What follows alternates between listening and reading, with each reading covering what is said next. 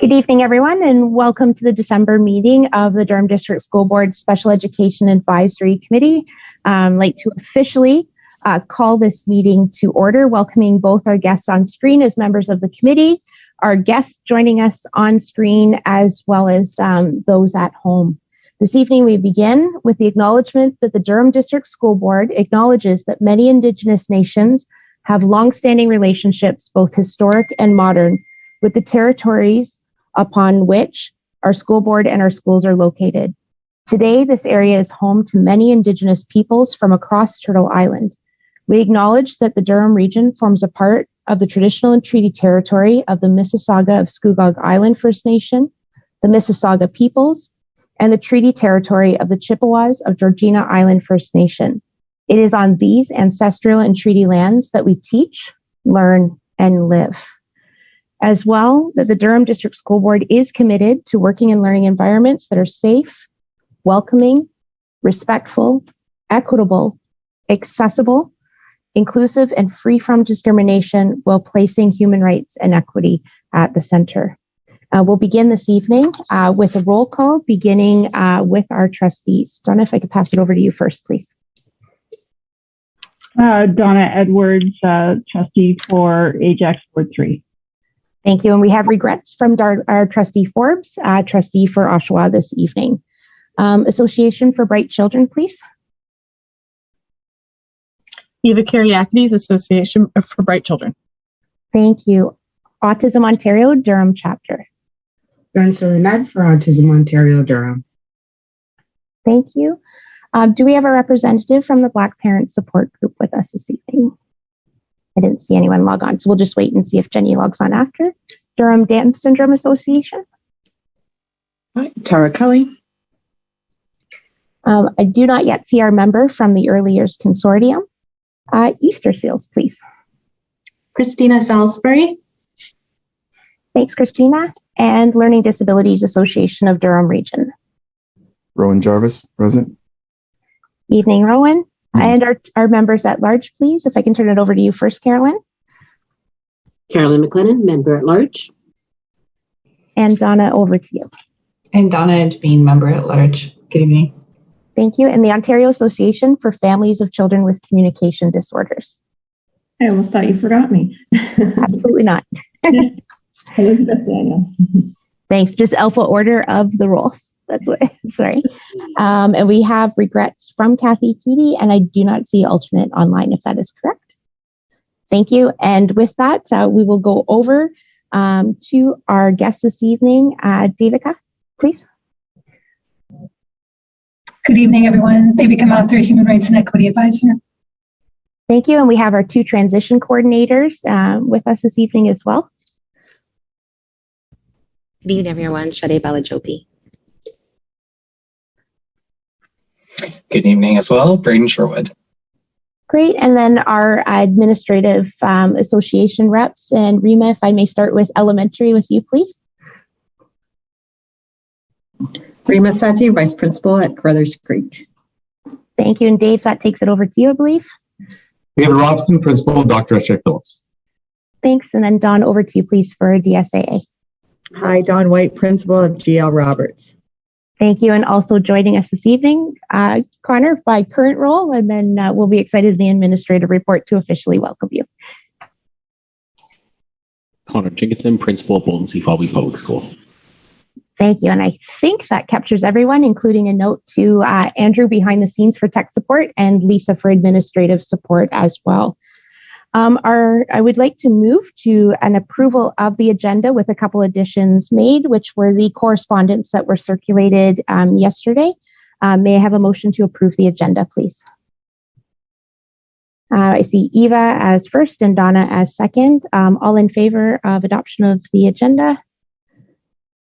I think that's accurate. Perfect. Thank you. And so we'll move to item number 5. And as always, following the board organization meeting, SEAC also moves into election of the chair and vice chair. And that is why I chair up until the point of SEAC naming its chair for the 2022 year. May I please, what we'll do is we'll call for nominations from the floor. I am currently counting and welcome anybody to correct if this is incorrect. 1, 2, 3, 9 voting members. So majority would be 5 on a vote. Just a reminder to our guests, as well as if early years was here, those are both non-voting positions. So may I put the option for nominations for chair on the floor, please?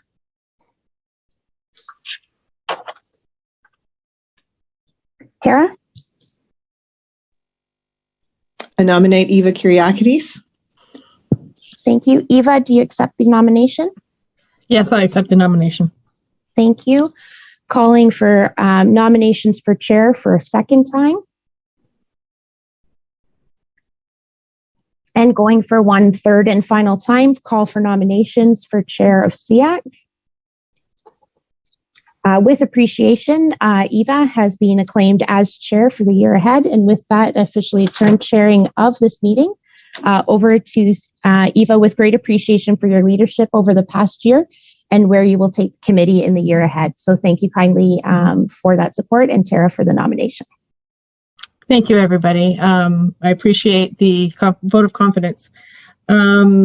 We need to move on then to the election of the vice chair. Putting forth a call for nominations for vice chair.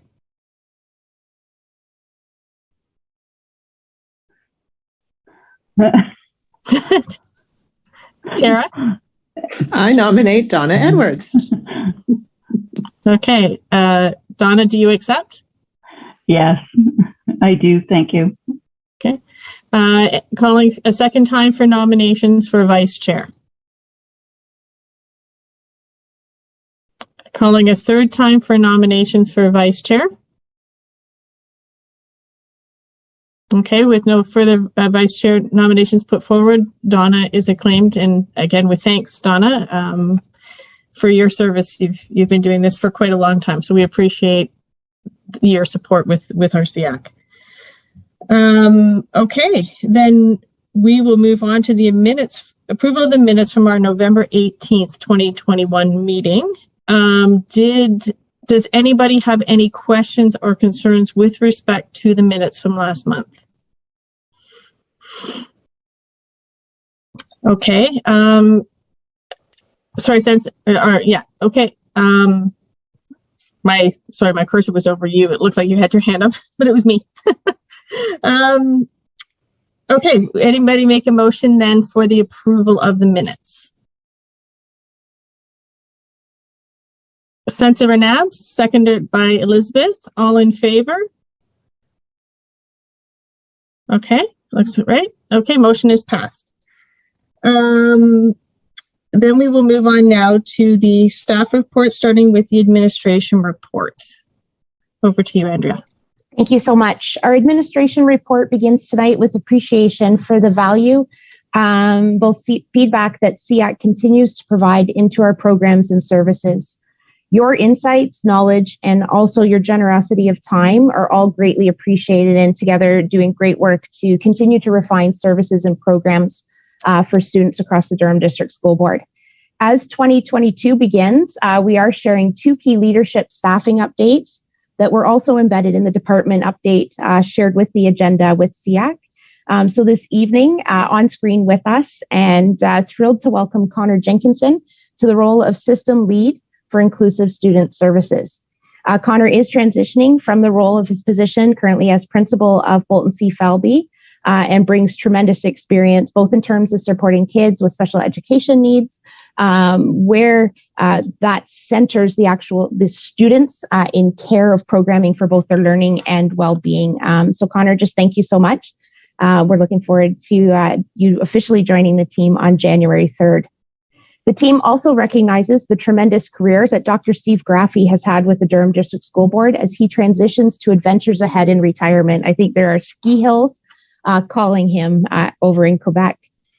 Steve has worked for the board for over 34 years within the psych services team and has had impact to individual students as a clinical practitioner, in service model development, and in setting the foundation for the critical work the team is currently engaged in, which centers Indigenous rights, human rights, and equity in examining and shifting our practices to better serve all students. So our thank you tonight to Dr. Graffy. A couple other updates. So a link to the director's annual report was shared with SEAC members, or we will be sharing that link. And I'm sure possibly Trustee Edwards will be referencing that. So we'll get the link to you, but I don't want to go too deep into that in case Donna has that within her report. Our pack on SEAC for December recommends discussion on any considered changes for the year ahead as we move into that. And so our commitment remains to offer a range of programs and services that are outcomes focused and foster independence and pathway options. At this time currently, hard to believe, we are starting to launch the process for planning for September as we're in the midst of recalibrating through COVID again at this time. But we are looking at, and the teams are looking at for students who are currently enrolled in special education programs through IPRC and accessing through the fully virtual format through Ddsb at home to inquire about a return to in-person, either at the term change in semester or at the end year, or if those families would be seeking continuity as an option for the 22-23 school year. And we'll continue to bring SEAC updates on our planning. We had a request last month around de-streamed math data. And so the Student Success Team and Inclusive Student Services Team, we're working closely at putting together the grade 9 course data for you. We do have quad 1 results, but what we've asked our assessment and accountability team to do is to put that against previous year's academic and applied achievement data so that we can bring you a fulsome report in January's SEAC meeting. So we look forward to doing that. As well, at this time, with the announcement of inclusive grade 9, the teams are immersed in planning as our grade 8s will begin starting their course selections in the new year away, as well as we move away from all applied and academic at that grade level as inclusive grade 9 is expanded for September. Kyla has assisted me, so thanks, Kyla, has put up our current service statistics. So you can see that we have almost 15,000 students who are currently active to one or more services. We have just under 13,000 students who have individual programming based on IEPs. And this is, I just flagged that it's not ONCES verified. We've pulled this as of last week from Power TPM. And that includes 2,435 students who are accessing placements through special education programming. We also continue to monitor a snapshot of the actual referral data. You can see the stats listed there as Kyla goes to the next screen. Thank you, Kyla. So as we look at this, there is an asterisk in terms of the length of the referrals. So where we look at psychological services and social work, those are active plans of care for students, knowing that the consents are closed off as soon as we move through the service goals and or they are extended. But those are students that are actively being supported. The special education instructional facilitators generally remain open and consultative to educators in the accommodations and provision of programming in classrooms. And speech language currently stay open a bit longer as well for consultative as well. Lisa Drake's working with her team around moving that to plan of care data as well. So when we look at this in total, you can see the number of students that are actively being served by our teams. We are looking, and our senior team has approved some augmentations to our teams for the second half of the school year, as these referral rates are quite high. And the way to get extra service to students right now is to have extra practitioners supporting them. So we look forward to rolling that plan out formally to both our school administrators as well as our own teams in the new year. So with that, we just note that the increased referral rate for mental health services has increased, and working through that, both in terms of a tier 1 vulnerability in schools and as well as our community partners having unfilled staffing assignments, putting a bit of pressure back on our schools in terms of where students are not yet able to access in the community. And that has those mental health teams pulled across those tiers. And then finally, Kai, if you don't mind taking it down, as 2021 draws to a close, I just want to say thank you on behalf of our team for all the members of SEAC. Honestly, your feedback really helps us be better for kids and families. And we look forward to consultation later tonight on the human rights policy and into the new year as we continue to take a look at our practices, knowing that we've got some pretty big significant shifts to make, especially when we look through human rights and equity lens and disproportional outcomes based on some of our practices and how we consult with community and then be making those changes that we are committed to doing so. That is our administrative reports for tonight. I'm happy to take any questions. Does anybody have any questions for Andrea with respect to the administrative report? Donna, I see your hand up. Sorry, thank you. I'm just wondering, are we going to get a breakdown by exceptionality? Because we usually get the number of students, particularly by exceptionality as well. If that's made available. Yeah, I'll bring that in January. Okay, thanks. Are there any other questions for Andrea with respect to the administrator's report? Oh, okay, then we'll move on to the board report with Donna.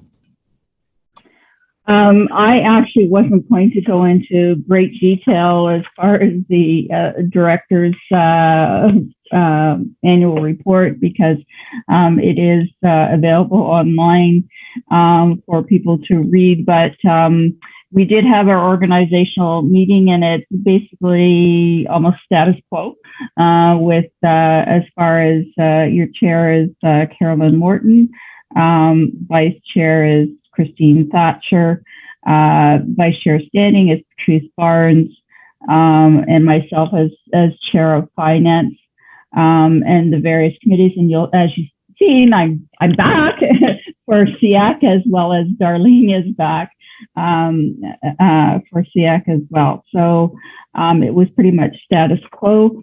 And as I said, the only big item was the director's report, and I didn't want to go through it because it's got a lot of great information of where, what has happened over the year, and what our achievements are, etc. The one thing I can honestly say is that, again, we see ourselves an increase of a population of students, which was somewhat unexpected compared to forecast. And staff has done a wonderful job of basically supporting and all staff and students in the new year. So that's my report. Thank you. Thank you, Donna. Does anybody have any questions with respect to the board's report? No? Okay.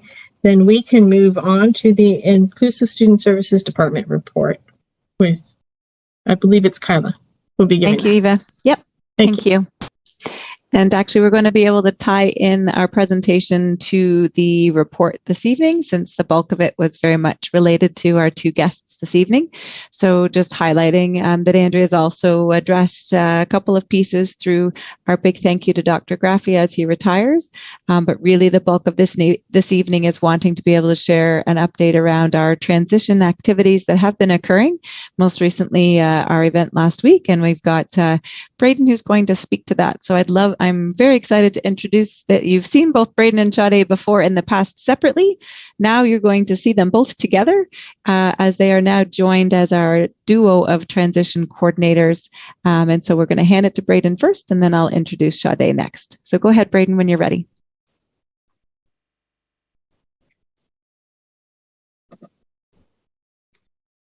Sorry about that, everyone. Thank you, Kyla, for that introduction, and to all of you for allowing me to speak to you today. As Kyla mentioned, my name is Braden Sherwood, and along with my partner, Sade, we make up the Transition Coordinators team here at the Durham District School Board. Our role as transition coordinators is to support students with exceptionalities and their families with the variety of pathways as students can take transitioning out of high school. This can begin as early as grade 8 and continues all the way through to our students who stay with us until the age of 21. Along this journey towards transitioning out of high school, we provide families and school teams support with integrated transition planning, preparing students for the world of work or post-secondary education, overseeing and implementing the work education program, as well as connecting community partners and resources with families. As Kyla mentioned, recently on December 9th, the Durham District School Board hosted the Life Beyond High School Transition Night. This was an opportunity for us to connect families with some of the key community agencies that support our students and families. This included Developmental Services Ontario, or more commonly DSO, Community Living Oshawa Clarington, Carey's Place, and Resources for Exceptional Children and Youth. This event was viewed live by 81 families, and a recording of the event, along with additional information and answers to questions, or I believe has been sent out to everyone who registered for the event. In the new year, our plan is to continue this with providing workshop series where community partners who support our students and families in similar ways will come together to speak about their programming and supports. An example of this is bringing some of the colleges together, such as Durham College and Fleming, to speak about their programs like the CICE program and the different supports their colleges provide. Along with the great information that was provided at this night by our community partners, we announced the new Ddsb Life Beyond High School School Transition Supports website that has been updated from a Google site to a formal page on the Ddsb website found under the Inclusive Student Services. This site allows families to easily find information about all the community partners that service our community. And lastly, we have our upcoming grade 8 transition night on January 13th. In combination with school teams, we will be providing supports for students currently in grade 8 with their transition to high school. Sade and myself will be providing support in explaining the different pathways students can take in graduating, as well as the different programming that exists at the high school level that may benefit a particular pathway. And I yield, so thank you. Thank you so much, Braden. Then we'll get some questions once we've had Braden and Sade go. So hopefully, Donna, you can just hold on a moment. And just to let the SEAC members know that an email will follow up with those same resources that were shared with all registered participants for the Life Beyond High School event. So you'll receive the same resources that they did, allowing that transmission of information, but also we ask that you continue to share it through your communities and the families that you support as well, hoping that we can reach more families with this important information. So we're going to hand it off next to, oops, hold on. We're going to have to go back a couple of slides. It skipped on me. There we go. And next, I'm going to hand it off to Sade, the amazing partner for Braden. And we recently had an opportunity that she's going to speak to you about. Go ahead, Sade, when you're ready. Good evening. Thanks for that introduction, Kyla. As everybody knows, my name is Sade Balajobi. I'm working alongside Braden. So last week, we had the wonderful opportunity to take part in the Ontario Council for Exceptional Children Conference, which was both held in person and virtually. The theme of the 2021 conference was well-being, equity, and success for all. And the presentation focused on evidence-based practices, instructional strategies, and technology to equitably support the well-being and learning and achievement for students with special education needs. So the conference also featured 70 lecture and poster presentations in numerous areas such as accessibility, diversity, equity, inclusion, mental health, well-being for students and educators, autism, assistive and adaptive technology, transitions, our specialty, and virtual and online learning. The conference highlighted a ministry education strand and towards our pilot towards supporting students with developmental disabilities that was supported by the two lead boards, myself and Kyla, representing the DDSB, and Conseil de École, the Catholic School Board, with Carolyn Baird. The presentation was shared and we shared our best practices. The pilot aimed to improve transition outcomes for students leaving school for various community settings, such as workplace, post-secondary education, to support the school boards in sharing our learnings with one another. As a transition coordinator, I had the opportunity to share my experience and how I was able to work collaboratively with school staff, community agencies, and employers to support our students' transitions to the appropriate post-secondary pathways with schools, students, their families, and guardians based on their interests, strengths, needs, and goals. Some of the learning that was shared included our community partnerships and integrated transition planning meetings. Collaboration with our community partners and integrating transition planning had been two of our key components and attributed to our major success in the pilot. It was important that we highlighted how these practices not only strengthened our relationship with our community partners, but also added educational value to the experience that our students had, allowing us to share a common objective and vision while staying student-centric. We also shared experience around planning events, such as with our community partners, like Braden mentioned earlier, our Life Beyond High School, and families, through conducting a series of workshops, seminars, and the importance of conducting integrated transition planning with our community partners from grades 8 to 12. These are important to review a broad, holistic, person-centered process that identifies the students' goals for work, further education, and life in the community. Understanding the challenges associated families experience with navigating services, it has become our main commitment and key priority to support families to build networks and get connected to services that meet their needs is always a top priority. We also shared the value of my role being the transition coordinator. Having a transition coordinator allowed our school board not only to develop a systemic approach to transition planning, but also significantly increase the support that was given to our school teams and families. As a transition coordinator, I was able to have a hands-on approach and conducted a gap analysis in the early stages of the pilot. I wanted to emphasize not just the work that had been done, but also share my personal experiences in the working directly with the students, the school teams, our community partners, and the families, offering a support that was direct towards an individual's goals, dreams, and their hopes for the future. We also shared on topics such as staff training, working with families, and working with colleges such as the SEAC program, and preparation for work to support students with developmental disabilities. We wanted to stress how valuable it has been to work with our community colleges to be a part of our integrated transition planning to prepare students with pathways to college while providing them with an experience that would support their goals and prepare them for the future. This was achieved through scheduling tours with local colleges and offering opportunities for families and students to get connected to schools that they were interested in, and in order to prepare students for programs like CSC. In addition to this, it's important to maintaining lasting relationships with our community partners, such as employers, to increase success and sustainability of employment programs that allow students to continue their learning in and outside of the classroom and build their skills while also building their portfolios.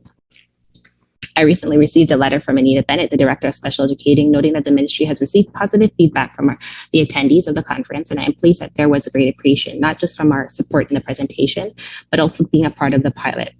The Ddsb's leadership throughout the pilot has been phenomenal, and I'm glad to be a part of this. I know that our contributions, discussions, and ideas and planning all improved the pilot, and we also had the opportunity to highlight innovations, our best practices, and as a result, the conference have already been in touch with other school boards, and we were looking forward to working together to build capacity to enhance transition planning for students across the Ddsb as well as other school boards in the province. Thank you. Thanks, Sade. And just before we open it up for questions, I just wanted to tie in a few things. One, to publicly acknowledge and thank Superintendent Macaulay for having us be part of that pilot program and be the co-leads for that project. Without that advocacy, we wouldn't actually have landed where we are today, because that transition coordinator role did not exist as it does now. And not only has it evolved into the partnership that Braden and Sade are able to provide now, but it actually allowed us to identify some pretty significant gaps in the supports that we've been offering, and then be able to tailor our vision as we moved forward. So whereas Braden focused very much on the work experience coordinator role before, he is now able to partner with Sade to be at the table for integrated transition planning and supporting families in a much more direct way, which we knew was very much a part of Braden's previous experience with the other school board. And so we're so excited to now have two people who are co-leading that work. And as a result, we are getting to many more families. I'd also like to publicly acknowledge Braden and Sade for that work. Throughout the COVID pandemic, they have been innovative, creative, and have advocated so strongly in partnering with our community partners. They've convinced them to do a whole bunch of things they've never done before in terms of offering workshops and providing synchronous learning for our Transition to Work program in particular. And that just speaks to the importance that they have and the heart that they place into their work, but also the value that they place focus on student identity and really wanting to make experiences meaningful. And by doing that and modeling that, they are very much putting the student first and making sure that the programming is having them at the center, very much living and breathing in the work that they do. So glad they're here this evening. And when Sade says it was publicly received extremely well at the conference, that's an understatement. The questions kept coming and people were really curious about what we've been doing. And that was very consistent with the messages we heard from the other boards in the pilot. Being one of the 2 co-lead boards, we often had to rally the ideas to be shared and what methods they were doing so. But we learned a lot through that project, not only what we needed to do, but also being able to build the partnerships to reflect on what are we doing, how can we do better. So there were lots of really great pieces that we learned as part of that project, as well as moving forward. So this is a Dynamo team, and now we have been publicly able to share who they are and what they do. And so we're really looking forward to the community being able to capitalize on the role and support that both Braden and Sade play. We're encouraging anybody to reach out to both of them because they have schools assigned to each of them, and together they'll coordinate. And sometimes they're actually partnering together to be able to do some really interesting things. So just wanted to be able to follow that up as part of the wrap up to the presentation. If there are any questions, we would welcome them at this time. Thank you. Go ahead, Donna. Saw your hand up from before. Yeah, I have a few questions, both around the employment as well as around the transition night. And so I'll start with the transition night, and so I don't forget the questions, because the other ones are a little bit foremost in my mind. So I'm just wondering how many people did register for the transition night. Is sort of my first question. And then I also would like to know is you mentioned that the link for the live stream will be available, sent out to those that participated, but are we going to also put it on the transition page? And then I have a comment about sort of the promotion and where it's positioned and links and stuff on the web page, on the board's web page, because we did receive the flyer, but the flyer didn't have the link. It said register, but it didn't have the link attached to it, and so you couldn't go through there.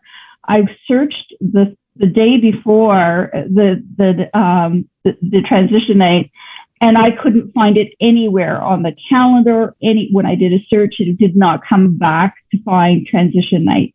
So I couldn't even get to register or even send a link to somebody to get registered. And I think what happens is that information gets pulled off too fast, because it should stay there right up until, right until the event happens, if anything.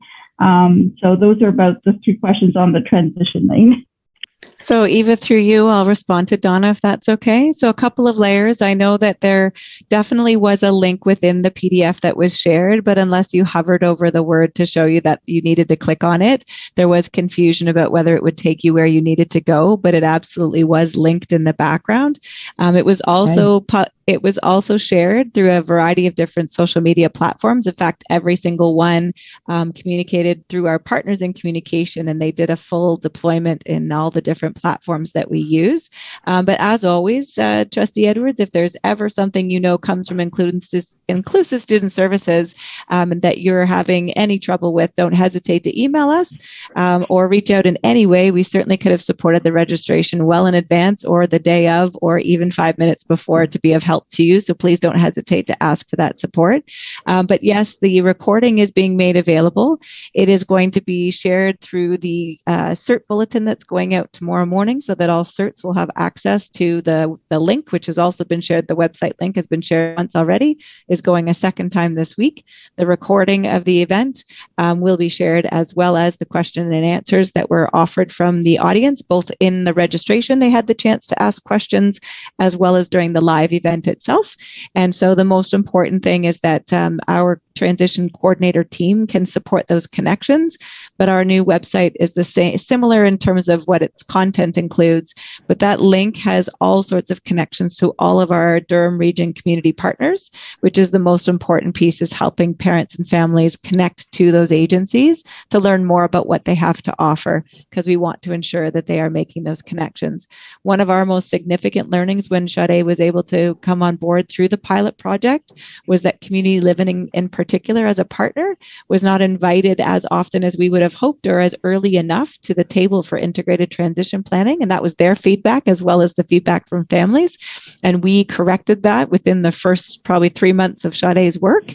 And so they reported almost a 200% increase to being present at the table and supporting a variety of families. So our biggest and most important step or reflection has been the importance of ensuring families do know what's available to them. And we'll continue to look at a variety of other methods to be able to ensure they are aware. But absolutely by giving them the names of Braden and Sade, it's going to make that personal connection, because really it's about hearing what their needs are so that we can support connecting them to the right partners, as well as ensuring the school team is very much a part of that process.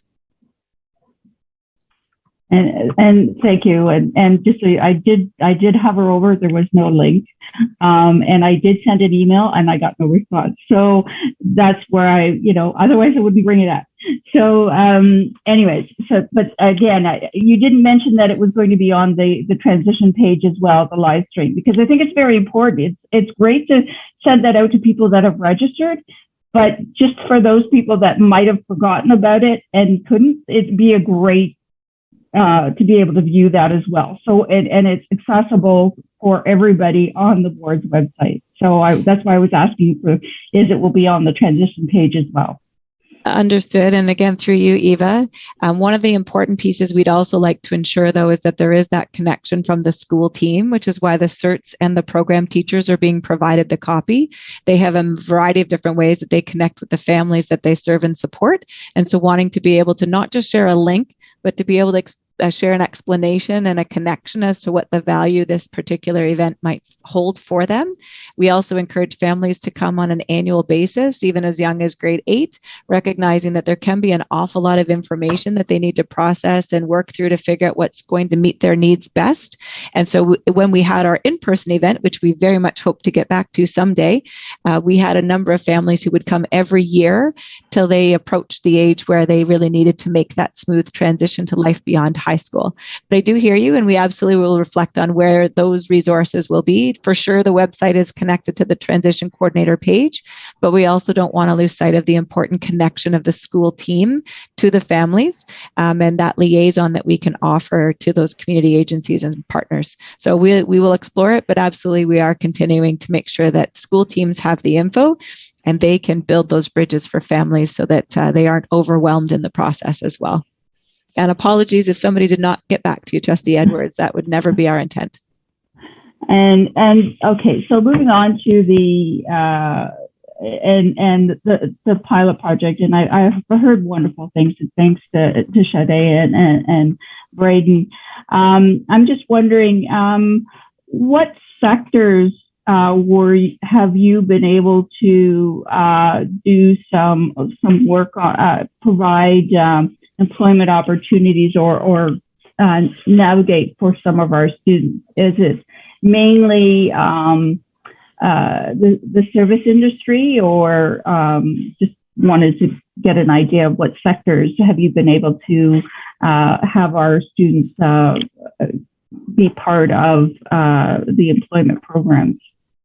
And that's a great question, Trustee Edwards. I'm going to hand it over to Braden to be able to share where we have had our most significant connections, but also recognizing the impact that COVID has had. So in a normal year, when things are open to us, that scope would be much wider than it currently is.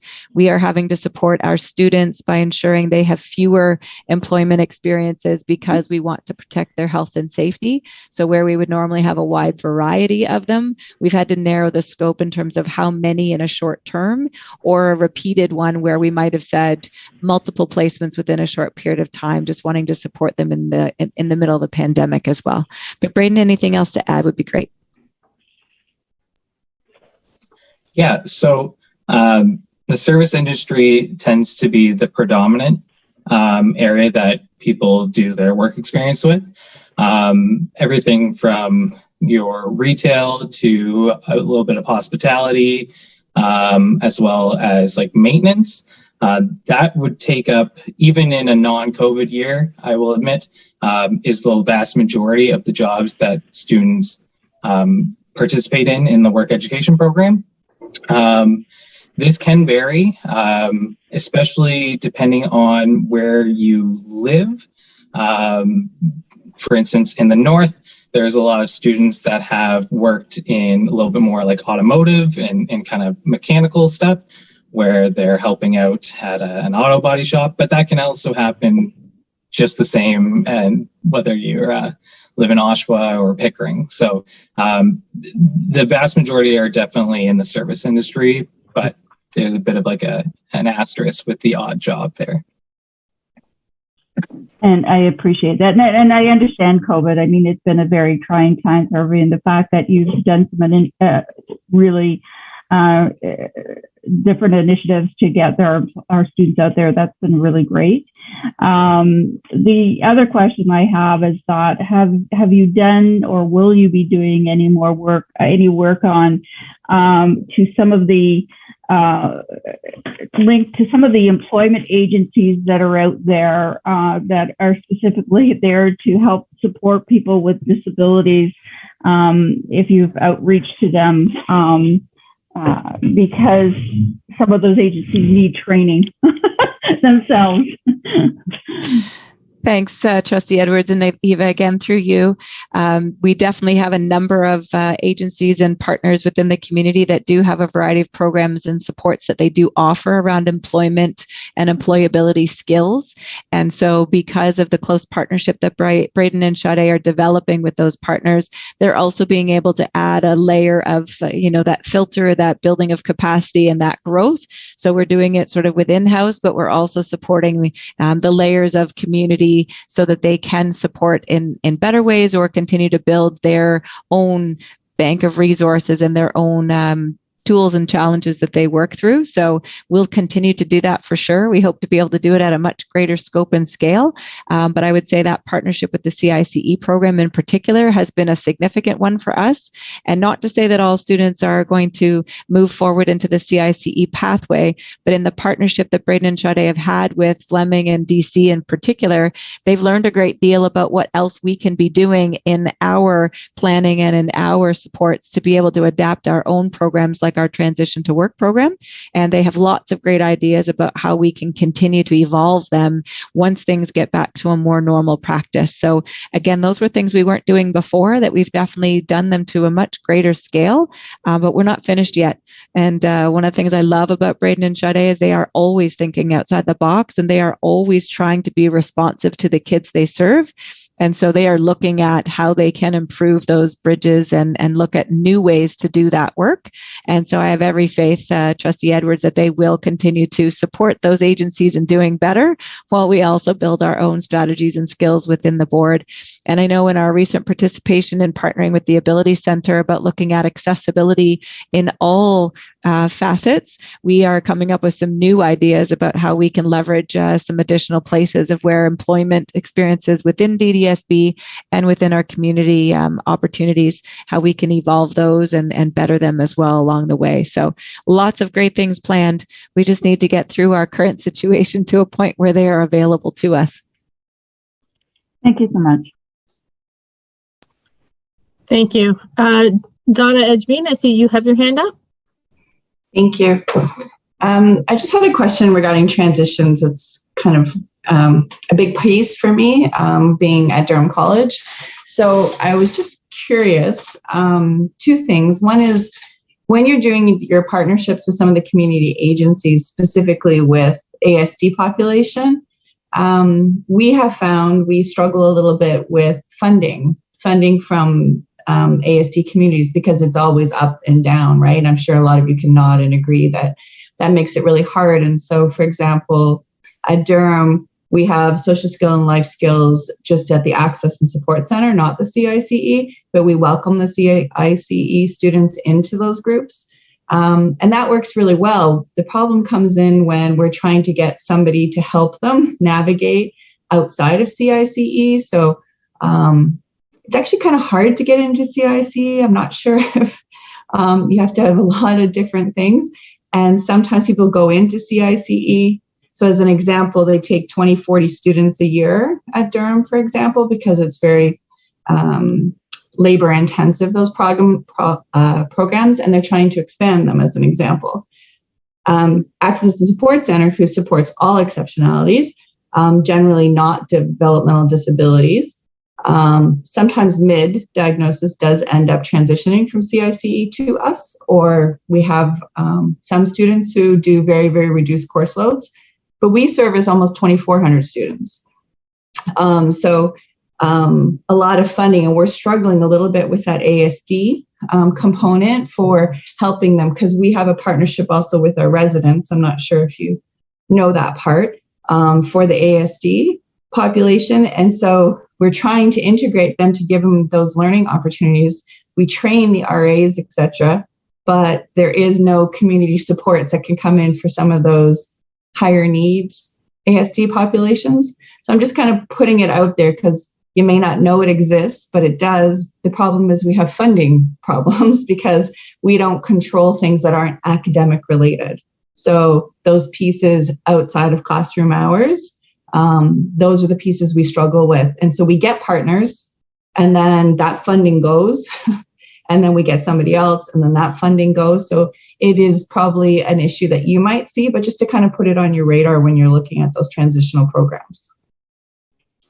Through you, Eva. Thank you. Thanks so much, Donna. I think that partnership and recognizing we have that post-secondary affiliation now through SEAC is fantastic.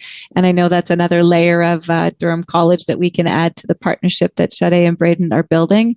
I think one of the areas that I know they've been talking about is helping families know outside of the CICE program what else is available. And so they're building their own knowledge and looking at how else they can support there.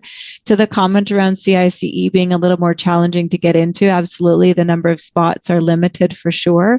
It's one of the reasons we continue to revisit and reflect on our transition to work program, because there are many of our students who, if we are exploring candidates earlier and identifying them once they hit 18, our model for transition to work is very similar to the CICE program, with its goal of landing employment for the student. And so we are still evolving that practice of identifying students at the right time and being able to provide those opportunities. And again, with COVID, we've had such a significant impact, but we do have a transition to work program in every municipality. And in some municipalities, we have more than one. And so that is another layer that we think we could support in recognizing the CICE does have the limited numbers of spots. We're also hopeful they'll continue to evolve it, because for some of those students, they love the idea that they're going to college, and that particular pathway is so meaningful for them in terms of it being the assisted co-op experience. So that's some great feedback for us. And I'm sure Braden and Sade would love to connect with you further outside of a SEAC meeting to learn more about those challenges and see how they can leverage their own knowledge and understanding, but also build greater partnerships outside of the CICE piece for sure. As far as funding, certainly the number of people that Braden and Sade talk to in terms of what is available and what is out there, they'll continue to hear those challenges and share that widely with the people that they speak to. Of course, funding isn't something we control at all, but it is definitely something to be aware of. And I know that wasn't your point. It was more just to make sure we're aware that even if you had the right idea, there's not necessarily the funding available to do it. So I think that's really great feedback for all of us to consider.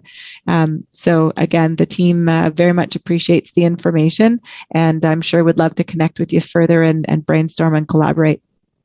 That's great. Thank you. And also the Ability Center. So we've also partnered with them for that extra layer. So once they've graduated, helping them transition to work as well. So that only lasted, again, short time because that funding model for Ability Center left. But those are some of the challenges we're finding. Great ideas. And then it's not where the funding is anymore. So. Right. Andrea, I see that you have your hand up. Yeah, just that Sensor Reneb popped onto camera and off, and I just wondered if from a Autism Ontario or a personal experience of supporting kids, if there was something that she wanted to add. I do. I have my hand up as well, but I think because it's a darker tone, it may not pick up as well. So I'm hearing the conversation about preparing children for work. And in the communications that I shared about the Autism Ontario program and the changes, there is a little blurb about awarding workforce capacity funds grants. And there's $14.5 million fund that will support 80 grants to build, retain, and develop workforce, including behavior analysis, occupational therapists, speech and language pathologists, mental health clinicians. And there's more information in the addendum that was shared. Thank you, Sansa. And my apologies. What is happening is people's pictures keep moving on me. They're popping around the screen, so I'm losing people. So my apologies. I did see you pop on earlier as well. Thank you. I appreciate that. Are there any further questions with respect to the Inclusive Student Services Department report? No? Okay. Okay, thank you, everybody. Then we will move on to the, I think that included the presentation. Am I correct? That was our presentation? Okay, so we are moving on then to our open discussion period, which is the feedback on the draft human rights policies and procedures. I don't know how many people have had a chance to go through these documents over the last month. They're quite detailed. I know I've been sort of picking away at it as best I can in the busy December season. But we'd like to get some feedback if anybody would like to start or sort of provide anything if they've taken a look through.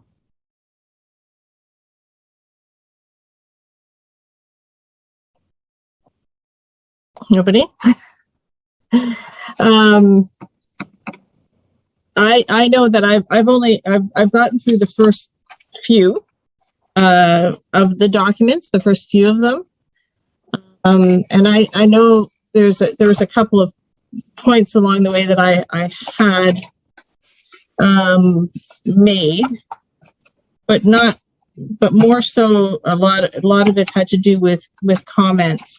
One of the things I found interesting and I did make note of, because it is actually something I've pointed to a number of people with respect to equity and systemic racism within the system, which is the funding formula and the model that surrounds the funding formula, and how schools that are in neighborhoods who can do a lot of fundraising have a much better school experience than the children who live in neighborhoods where socioeconomic barriers are an issue, and those schools aren't able to do the fundraising.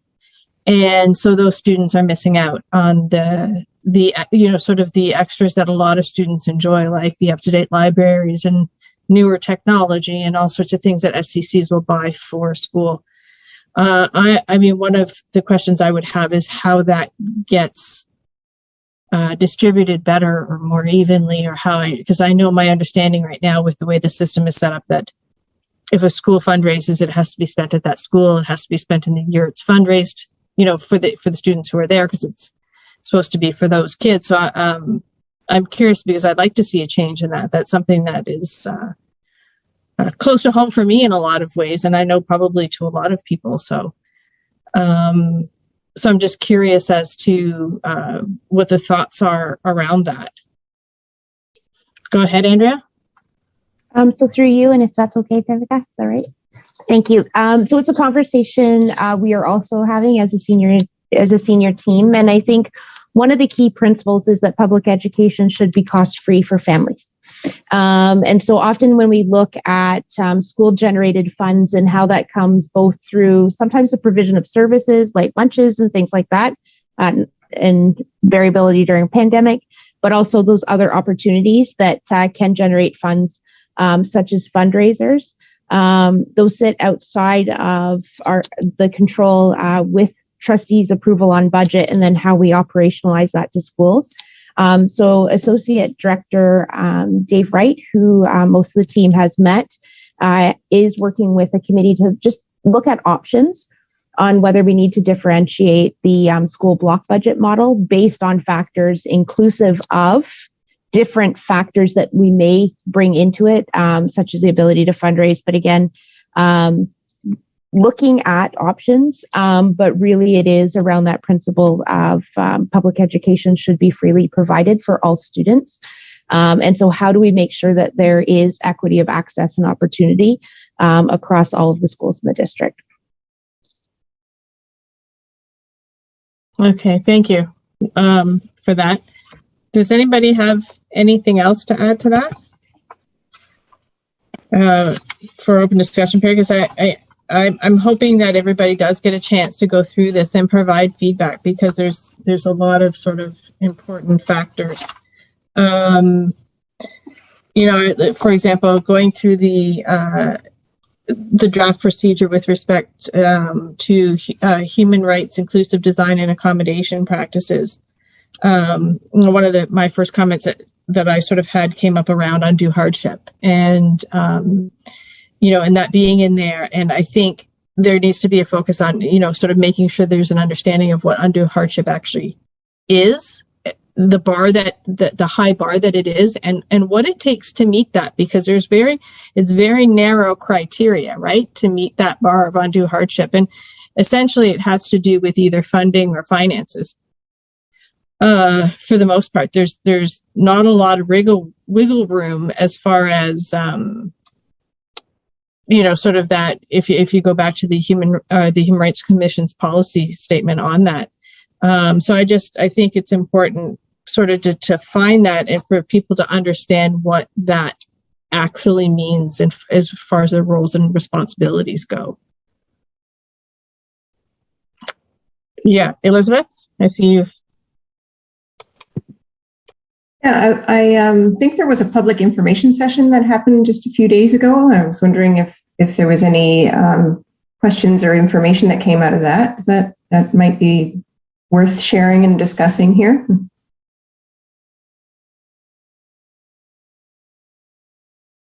Sorry, Devika, go ahead.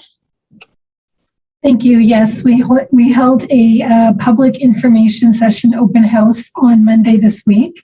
Andrea and Connor were there and made amazing panelists, so thank you for that.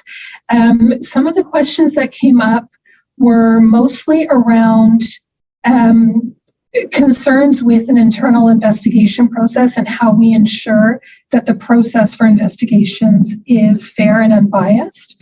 There were questions around that. There were questions around what are some of the systemic pieces we're doing to address racism. And there were questions that came up around where there might need to be an accommodation for a disability where there isn't a diagnosis or where there may not be a formal IEP. I'm just going to think of some of the other questions. We will be posting in a similar way as the previous conversation, a recording of that information session on our webpage, along with all of the questions and answers that were posed at the session, and some that were asked in advance during the registration process as well.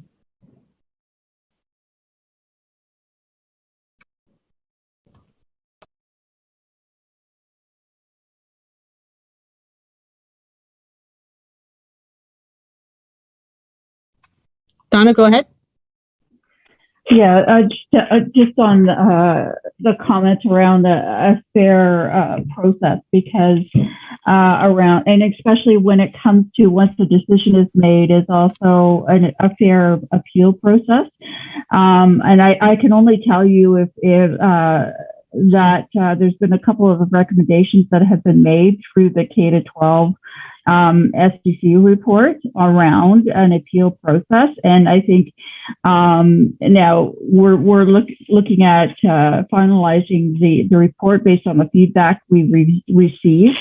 But there was a recommendation in there, and there is huge concerns around a fair and equitable process, but also then an appeal, and something that can be done through boards or even a third party before somebody has to go to a human rights complaint. because going through basically, a tribunal, or from that perspective, it's much more costly and timely and time consuming.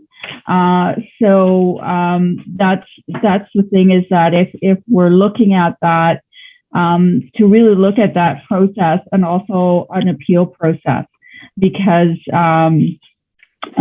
even if you're thinking maybe even a third party being involved in the appeal process, but still very much under the board, because it is time consuming, and it is an issue around parents. And as I said, it was an issue that came up through the K-12 as well.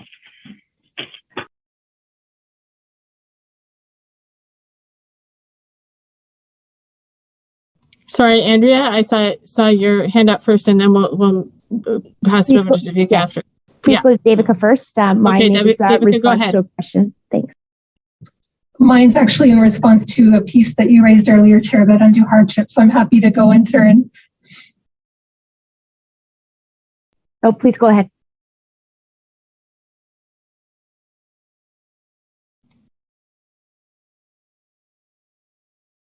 You're on mute.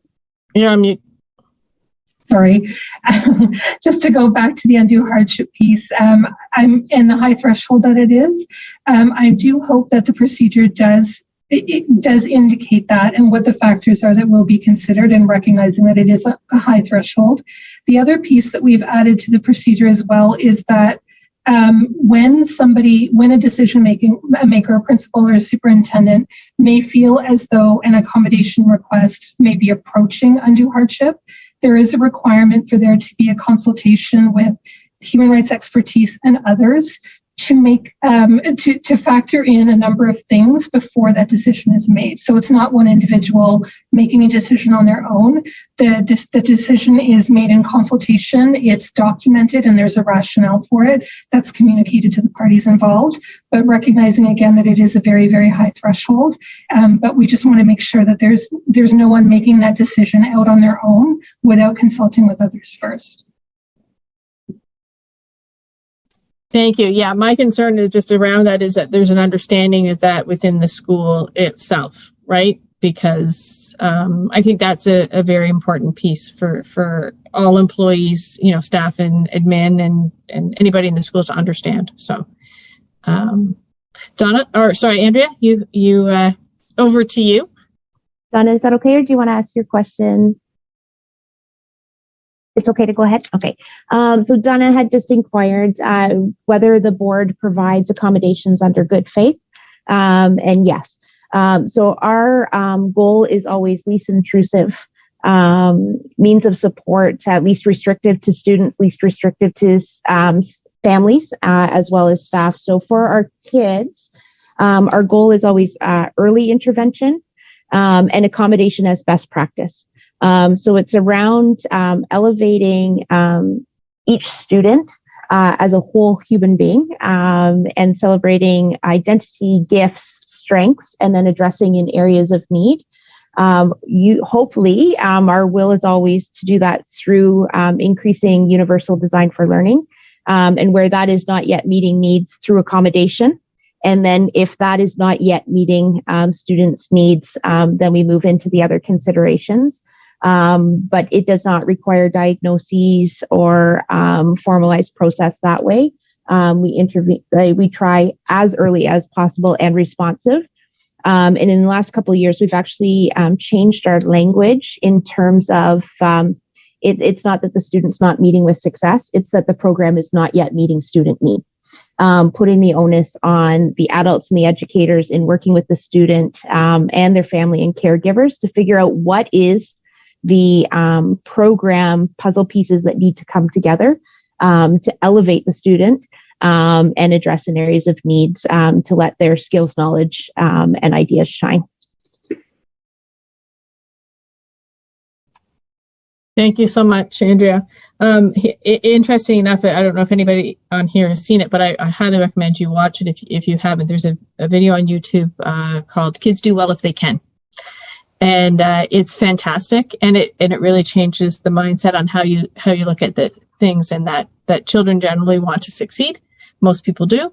And so if they're not, there's something standing in the way. And when we change our thinking from kids do well if they can, as opposed to kids do well if they want to, it puts the onus on us to figure out why they're not doing well and help them. So it's a very eye-opening video and a great one for everybody to watch. Does anybody else have anything to add on that? No, there was one other thing I was looking at when I was going through that. When we got to the section 3.15E, where we're talking about privacy and sharing sort of only information that is necessary, like private information that is necessary. And then it dawned on me that our documents that teachers have access to and should be using, should be regularly looking at and reviewing and implementing. Much of the disability information is actually disclosed on the front page of those IEPs, which is sort of interesting when we're talking about that, because I know, and I'm sure it's the same at the college level, I know at the university level, unless a student chooses to divulge disability to the professor or whatever where they're asking for accommodations, it's simply told that they're told that they have the professor's told they have an identification, like a disability, and that this relates to the accommodation requested is appropriate and related to the disability. So it is interesting that when we talk about the privacy, that as I'm looking at my child's IEP, it actually talks about the assessments, when they were done, what the recommendations were, and that's all on the front page. So that's something that we might want to be looking at, and whether or not that is actually necessary information to be divulged.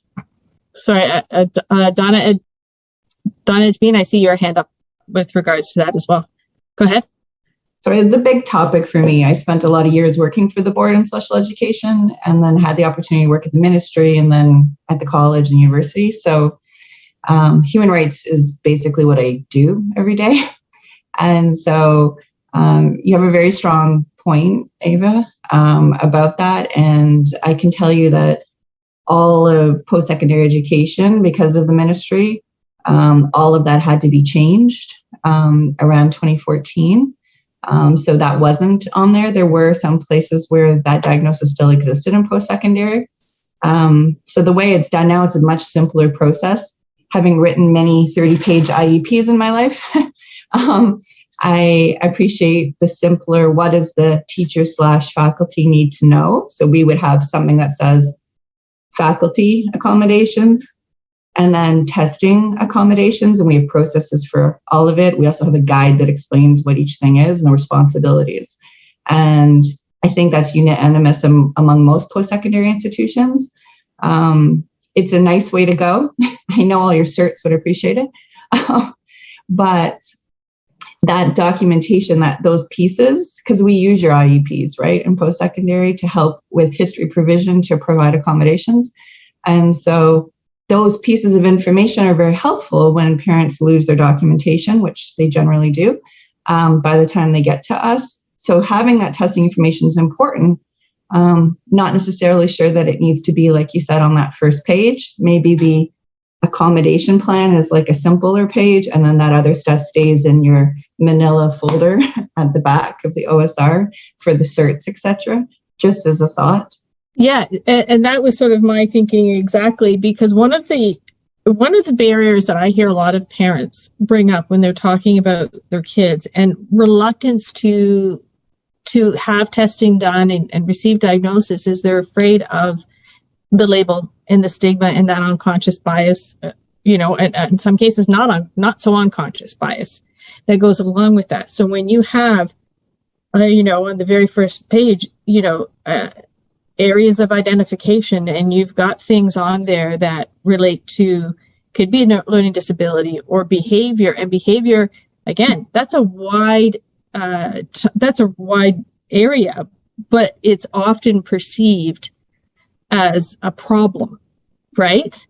And it could be social anxiety or something, right?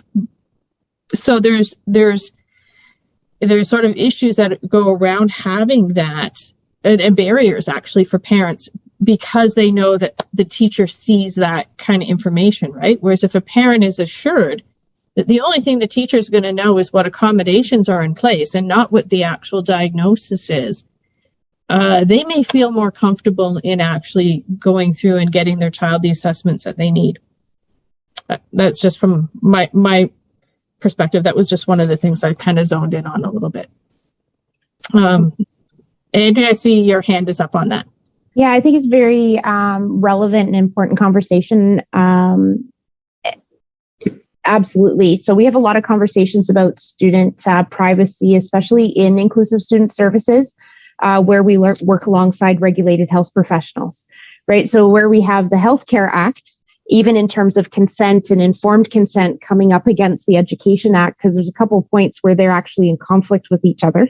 In terms of even like what age of consent and informed consent and capacity to give consent, whereas the Education Act leans towards parental decision making to 18, and then how the Human Rights Code oversits both of those pieces of legislation. I think is really important. We do a lot of things in education in terms of when we put strategies in and when we put information in. I think we have to be as cautious or more cautious about when do we take it out. So when I think of students that Dawn serves at GL Roberts, who may have come through a pathway where Rima or Connor had them in elementary, is that assessment done in grade 4 or 6 still relevant to the grade 11 student and the team serving the grade 11 student when Dawn has them at GL Roberts? Just taking a quick look at the ministry IEP guidance document too, because 2004. So when we look at 2004 to 2022 and being on the cusp of that, our understanding about kids and how families and students and caregivers experience the school system. And we have a lot of acronyms and words and forms, especially in special education. So that's interesting to me, right? That we're 2004 at the last. We do know that there's exemplar IEPs pending from the ministry. We were queued in October that we would be receiving updated mentor IEPs. But within the IEP guide at a provincial level, the assessment data sits on the front page of that template as well. So that may be something, and again, at the will of SEAC, I appreciate my role is as staff, taking your guidance, but that may be something that as we increase awareness of impacts of different systems, including how assessments are used and often, as you've said, weaponized, sometimes for kids in terms of the impacts, that may be an advocacy point for SEAC, because at some point this guide's going to have to be updated. And maybe that's something to bring to the attention of the ministry, is the concern for where information sits and not just where it gets added in serving a student, but what are the considerations for when in consultation with student, parent, or caregiver, it is no longer relevant to include. So I think worthy of a definite conversation. We'll bring it up internal to the board. We do have PMAC, our privacy information team. Both Kyla and I sit on that, as well as our legal and a number of other individuals. We'll certainly bring it up there, but it may be worthy of taking a look for a letter to the ministry for consideration to embed if there's ever an update to the document. Thank you. You're right. Thank you. I think you're right. I think there is some big value in putting that forward, because I think when we're talking privacy, a doctor can't divulge that information to the school board directly. A parent has to provide it. So a school board shouldn't be providing it necessarily to a teacher without permission either, right? And I think the IPRC process is fine for it to be on something like that sits in the file, but for it to be on an IEP is another situation entirely. So did you have another thing to add? Yeah, Andrea? Just to assure SEAC as well that we do differentiate between regulated health information and educational information. So where you reference the Students Ontario student record, we do have services in place both through our own board staff, or with our own board staff having consent to receive in order to interpret for the purpose of accommodations and programming, where those records are not given permission to be held in an OSR. And we actually hold those here. And we use a completely different software for our clinical records so that it does sit completely external and separate from learning data. Our clinical teams use OnBase, which is more aligned with clinical practice in the health field, in order to keep those separated. And that can be tough. I know we've got some school administrators online. It can be tough sometimes for leaders and school teams that are navigating kind of regulated health information for the first time to think, so we have a student on consent and the service plan and or any information attached to it is not being shared with the school team because we don't have client consent to do so.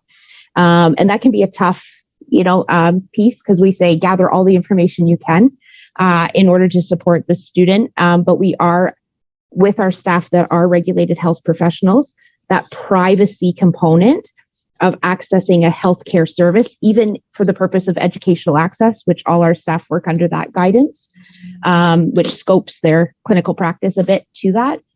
We do hold those records with a different level of privacy and right from the storage, access, and translation to programs for services. That's good to know. Thank you.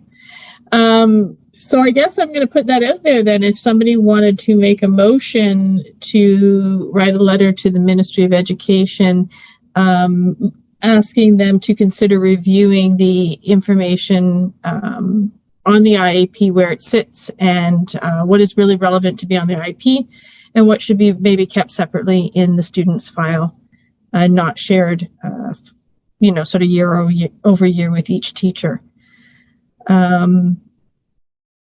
Anybody want to make a motion?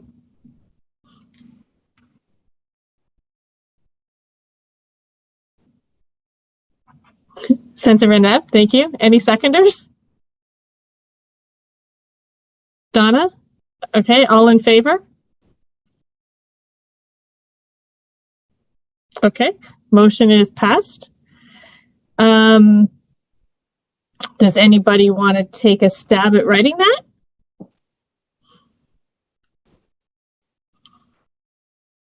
I'm happy to do so. Donna, did you have your hand up?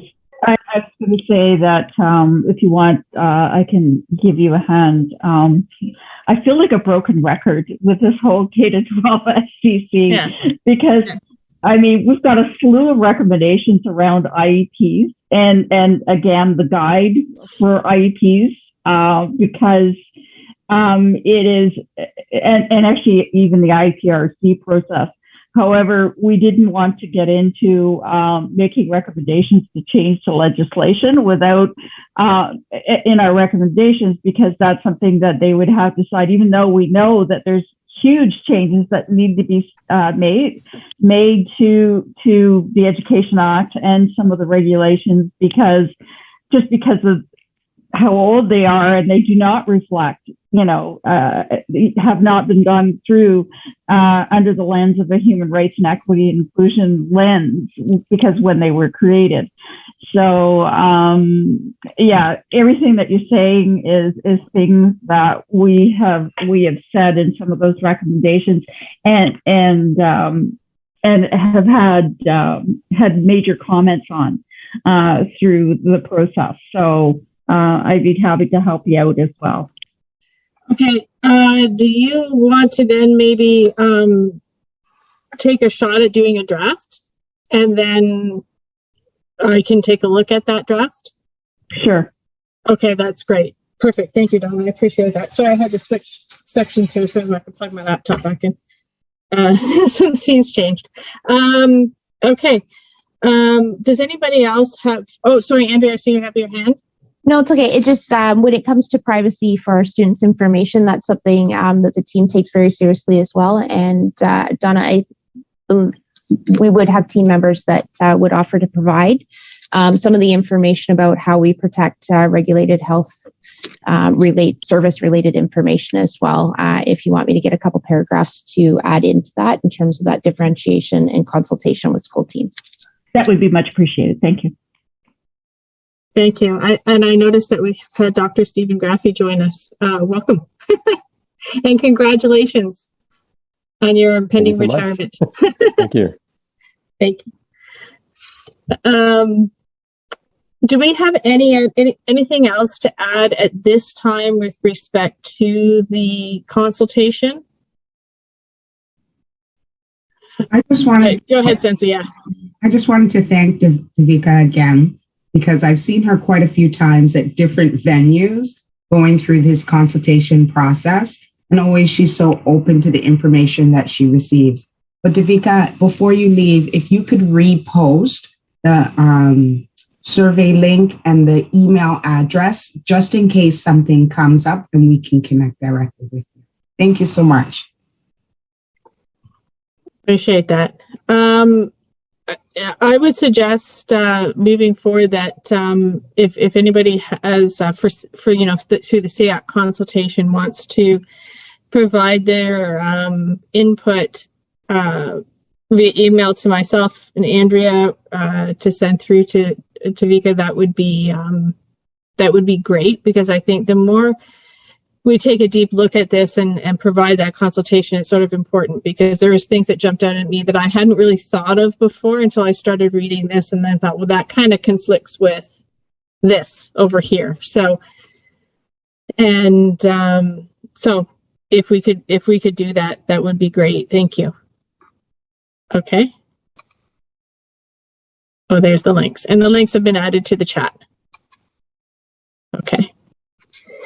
All right, then. So we are moving on then to the business arising from the minutes, which, my apologies, I need to dust off that letter to the ministry with respect to the SIP funding, the special incidents portion funding, to see if we can, ahead of an election, we still have a couple months, but ahead of the election, try and twist some arms to look at raising that money again, because you know, it was slated to be increased and immediately thereafter taken away. So it's something I think it wouldn't hurt to try and throw out there before an election to kind of make that put that back on the radar. So I will get that to you, I promise, before the next meeting, so we can get that out. And then we are going to move on to association reports, and we received that from Senator Neb with respect to Autism Ontario, the program update, the MCCS Ontario Autism Program PIC agenda, and the meeting minutes came through. And I, just because the changes to the autism program are so important, I'd like it, Sense, if you could sort of speak to it directly. Because I know you're super involved in this and so well versed.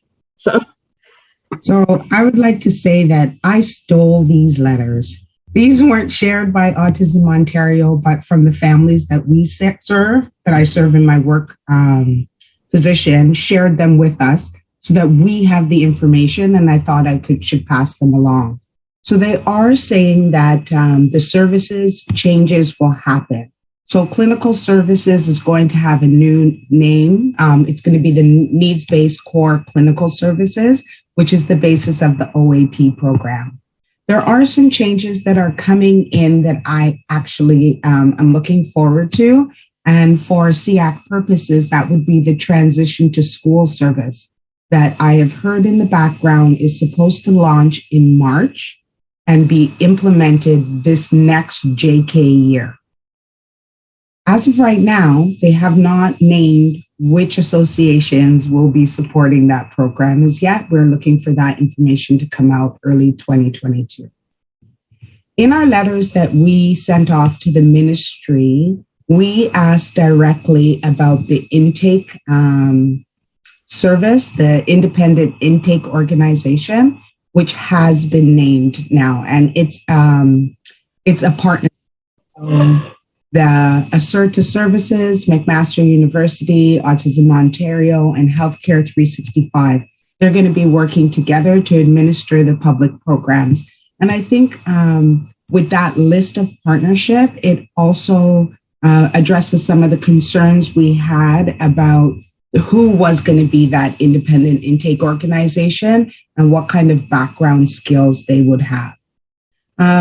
There is some confusion for families, we are still finding. Some have the one-time funding, some have core clinical services, some have been approved for OAP funding. Even though things have different names, they still are only able to access one service. Doesn't matter what they have identified the service name as, it's still the same service, the core clinical services. The addendums would be the transition to kindergarten, the family support program, and the grants that I see coming out in January. They say they're going to name that for the transition to work. So a lot of things are changing. The information is trickling out, but if I get it, I will always share. In addition to that, for Autism Ontario, I have tweaked their ear about the education sessions we talked about. They are interested. They're doing some background research, trying to find some sort of midline so that it could be the same across all regions. Because again, we've expanded York Region, Alton, Peterborough, Durham region are all together now. So lots of changes coming. I'll keep you in the loop. Thank you so much, Senator Reneb. We really appreciate that. You are a wealth of information. Does anybody have any questions for Senator Reneb with respect to the Autism Ontario sort of update? No? Okay. All right then. Correspondence we received. Yeah, go ahead. Can I just do PIC really quickly? Oh, sorry. Yes, do pick it. Go ahead. My apologies. Send the last meeting minutes, but in my email, I put like the highlights there, and I should have put it in a Word document so Lisa is able to share that information. So I just wanted to review it for the whole group. So we're able to work on our subcommittees, and some things have been identified. The Parent Engagement Committee has settled on 2 sessions between now and June. One will focus on SECs, how they work, including the budgets, the benefits. I suggested they do some highlights of some of the volunteers that we've had in the past, so that we're showing some volunteer appreciation. The second one that they will do is going to focus on sex trafficking. It's been a popular topic, and I hear that there is a presenter that's absolutely fabulous that is open to children, teens, and families alike, and seems to have a good grounding on the information. So that's the 2 sessions that they're going with. As you can see, I'm trying to stay engaged with both of them so I can see where our committee can fit in on what's being done. The Parent Symposium, what is the committee that I got to sit in on, and they are doing a focus on relationships.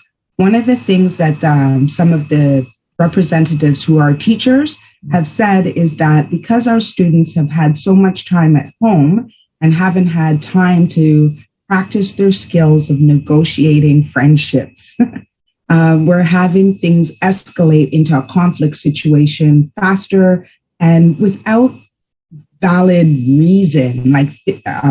So when we talk about relationships, though, I always look at the positive, right? So we also want to be able to build positive relationships.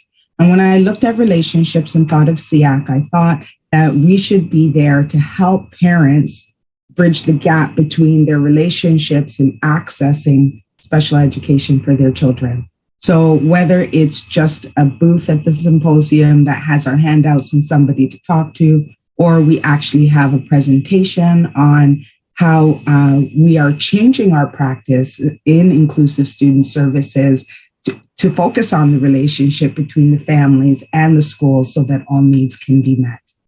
Let me just see one more thing if I have anything else. No, that was it from the PIC committee. Thank you so much, Sensei. You are like excellent to be on there because that is a fantastic idea.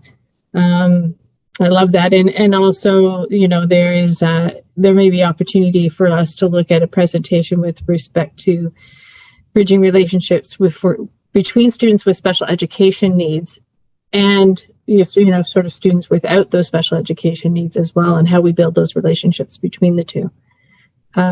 Because sometimes there's a bit of a separation, and I'd like to see those lines blurred as well. So.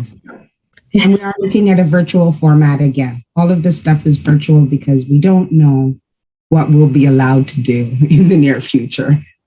Yeah, unfortunately, so true. Thank you so much. Does anybody have any questions for Sansa or Neb? No? Okay. So the correspondence we received, there was 2 letters from Paulson, one with respect to a request to have the COVID-19 vaccination sort of added to the list of mandatory vaccines for schools, as well as another letter that is for support of the fetal alcohol syndrome disorder legislation. As well. So I don't know if anybody has, I see Donna has her hand up. If you have any sort of comments on that, Donna, go ahead. Well, I do have a comment, because one of the things that is very clear, and we just talked about, the Education Act and some of the legislation not being looked at through a lens of human rights, is the whole definition around disability. The definition around disability is totally different. And we have boards constantly writing letters around. There's another letter for ADHD as well to be added, as well as FSAD. There's I see them through the boards as well. And I'm sitting there, it would be really simple if they just changed the definition of disabilities to reflect that of the Human Rights Code. And then that covers everything. And I'm just wondering, instead of writing these one-off letters, we're already going to talk about, because it's part of, the IEP and sort of thing, and the form and the guide, is that really pushing the fact that they should be looking at it from a human rights and this exceptionalities is just not sufficient. It doesn't, there's a lot of disabilities that have been left out of that, those exceptionalities. And so I'm just wondering if we should just take a look and say, it definitely in support of adding, however, that it's time that the ministry change the definition of disabilities. Yes, Donna, we just put in the chat that the definition for the ministry is from 1996. So, yeah, maybe we could add that to our letter, or I don't know. It's hard to know whether or not one letter or 2 is better. Just knowing, sort of keeping it to the point on each one. Does that grab their attention more, or do they? Well, I'm kind of thinking it too, but I'm just saying that, instead of writing this letter in support of, because there's another one coming, and I'm sitting there going, for that, why don't we just say, look at, we've seen and recognize that we've seen all these boards that have written letters around recognizing this disability, FSAD, and this one and that one, and that maybe it's time the ministry look at changing their definition around to match disability. The Human Rights Commission. Yeah. I see, Andrea, you have your hand up. Yeah, and I apologize. It's just a passionate topic for me. I think one of the things, as we all invest in learning, one of the ahas for me a few months ago was the code and the protected grounds and rights. What struck me as well in terms of that look at disability was even under the Ontario Human Rights Code and the 13 protected grounds, all but one are written in the affirmative. Disability is not written as a protected ground on the rights of those for differentiated ability. It's written as less than or different than. And that's something that has struck me over the past few months. Even when we look at the Ontario Human Rights Code and protected grounds, we serve to protect and uplift the right to accommodation, but not based on neurodiversity and appreciation for elevating along differentiated abilities. But the protected ground to have accommodations based on the medical model of being less than or different than. And so it's interesting. I've been an educator a long time. I've been in special education a long time, from a school base and now centrally. And it wasn't honestly until last spring sitting in a professional learning opportunity with Injiri from Hicks and had messaged her and just said, hey, this just struck me. All but one are written in the affirmative in terms of espousing and uplifting. And when we get over to disability, we're back over to the medical model. So not to incite uplift again, like in terms of that, but I think there is many rings to the conversation in terms of how we celebrate and elevate from a social model of accommodation and community model of inclusion versus a medical model of disability. So it's just interesting. And I think in this space is one that we can always put our wonders and our learnings in as we look at how do we serve and support and uplift our students. And so that was just a wonder for me in terms of legislative anchor. But like once you see it, you can't really unsee it too, right? In terms of that as well. And then how that sits in intersectionalities in impacting for our kids who often see themselves in 2 or 3 or more of the areas in terms of where they're impacted by systemic barriers. So I throw that more out for comment. Sorry, I'll be quiet the rest of the night. But it was one that struck me in that learning that I'm like, all but one are written in the language to uplift and uphold, and disability is written in the less than or different than language. Because if it was written in the affirmative, it would be protection on the grounds of ability and differentiated ability. I'm not a lawyer. I don't write legislation, but that's how it struck me just in terms of our kids and how that even sits, right? And the learning that we've done alongside the Ability Center and continue to do so around a social model of inclusion versus a medical model of accommodation. I'm going to start off by saying, please don't keep those thoughts to yourself. So feel free to speak about that anytime, because I think those are important conversations and they do spark people thinking. I see Tara has her hand up. So I think that's an excellent thing to consider, and it's true. And I think we need to start modeling it now. Tara, go ahead. Sorry, off mute. I can't unsee that now either. Thanks. Thank you. That's really interesting. The other thing, just kind of going back to the other conversation we were just talking about in terms of what's sitting on the front of the IEP for all to see, sort of thing, and the stigma that comes with the less than or different than.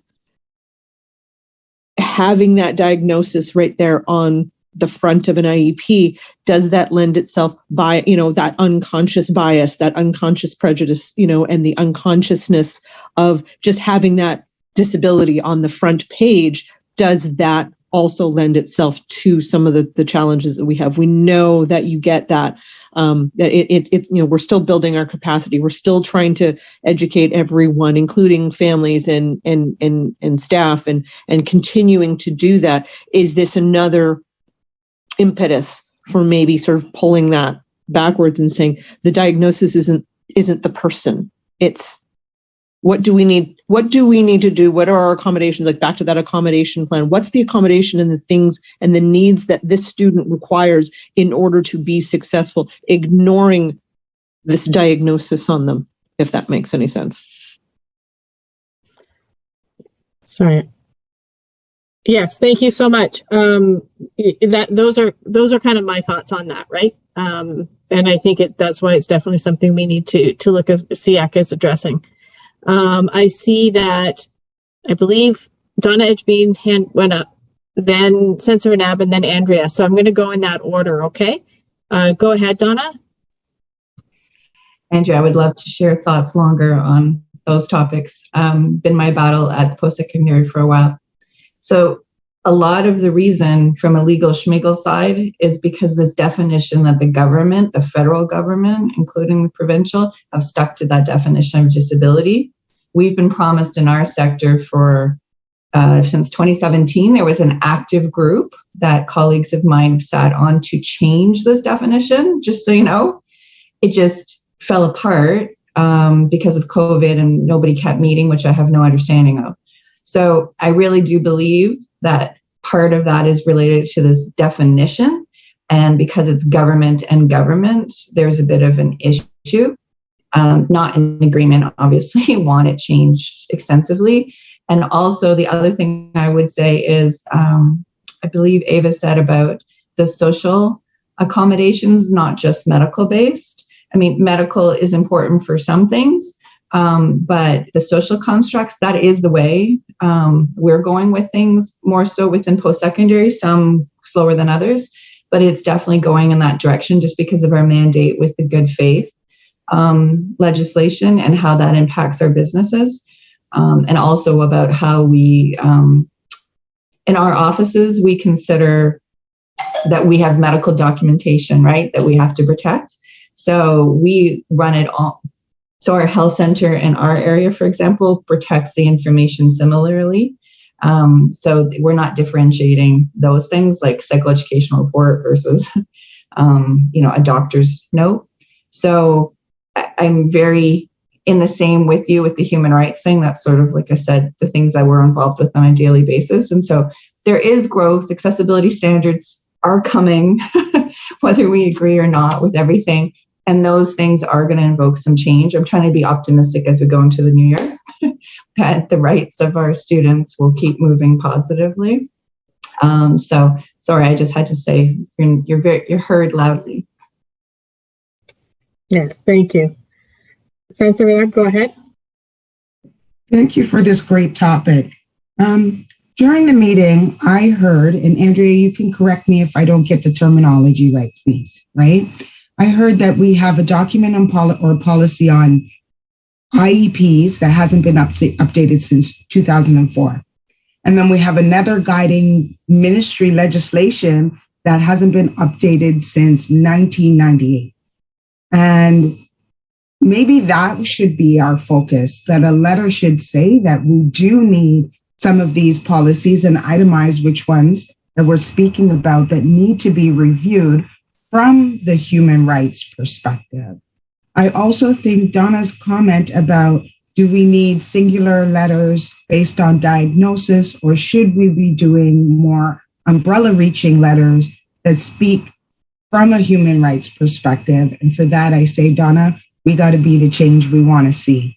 So I vote for a letter that has an overreaching arch that sets an example of what we want to see from a human rights perspective.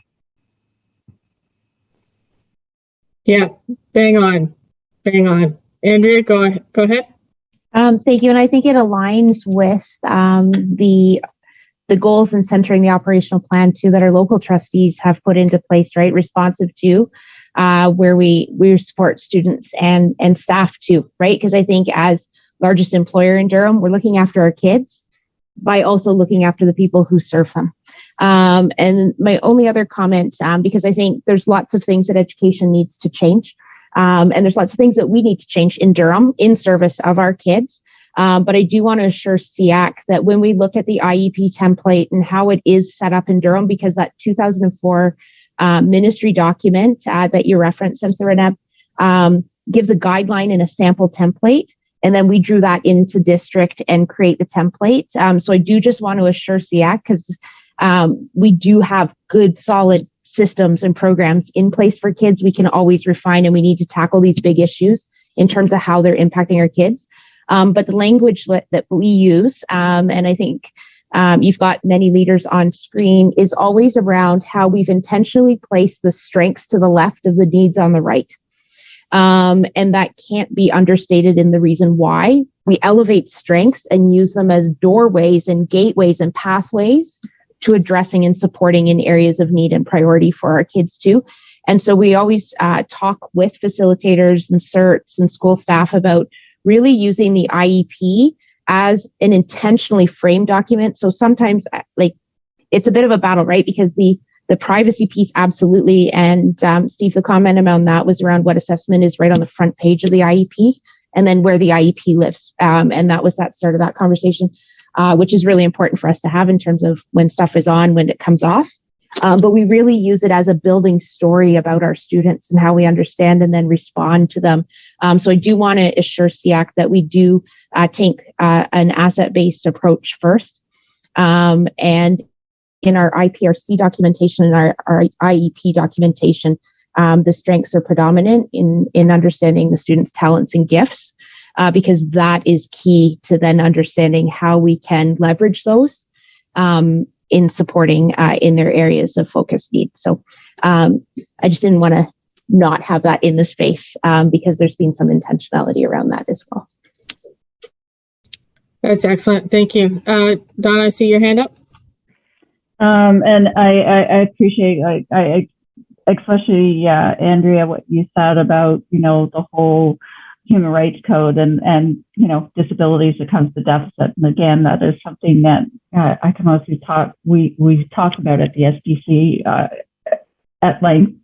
And the fact that if we look at anything to do with disabilities, it's always, whether we're applying for funding or everything, it's always we always have to highlight our child's weaknesses, which is very disheartening for a parent, going through, no matter what we do, we always have to look at, in order to get funding, we have to highlight our weaknesses. And in order to get supports, we have to highlight our weaknesses. And then people wonder why parents with children with disabilities are a little bit burned out, because, and so we like to celebrate our successes when we can celebrate our successes, and we have to promote that. And that's the other thing I know we focus on our things, but as a board, and some of the positives, that's where I really do want to see, celebrate the successes of our students. And I think my daughter and I are working on trying to work on a video on basically it's particularly for people with Down syndrome, but we're doing an interview process and asking basically students with Down syndrome and how they felt during school, how they felt during transitioning, and what are they doing today. And we're getting people from various things. And that's the biggest thing, is that even if they were, the biggest shock that we're hearing is that a student that we promote all these positives, their successes, and they get out into the real world, and it goes back down to what you can't do, supporting them in the workplace, what you can't do.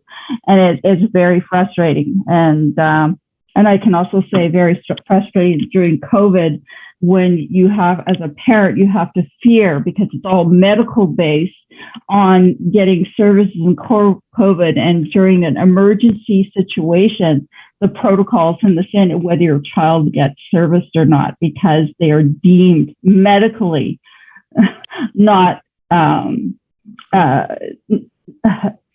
worth basically saving their lives. It's really sad when you go through this process and you see it.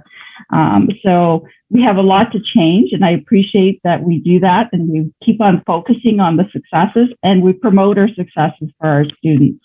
I think it's really, really important. And so, and I agree, since right now we've got to, as a group, we've got to show the leadership and where we want to come from a human rights perspective, because if we don't start talking the talk and making from that, then it's not going to change. And then when it comes to the next election, as I said, that's where we can also really push that human rights, and the focus of that our students are worth supporting to, and are great can contribute to our communities.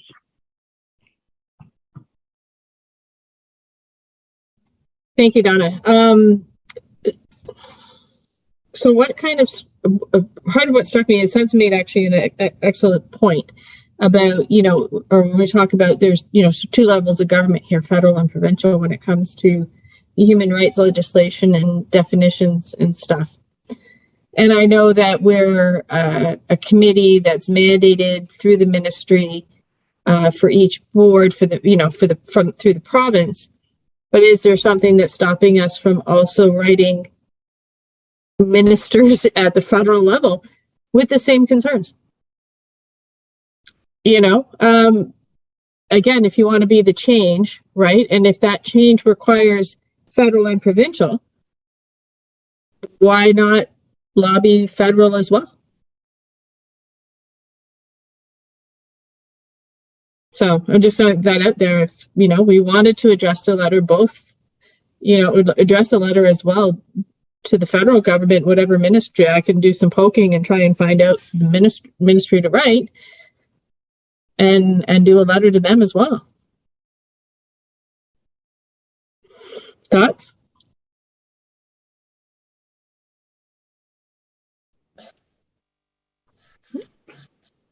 Well, Tara, I see your hand up. Go ahead.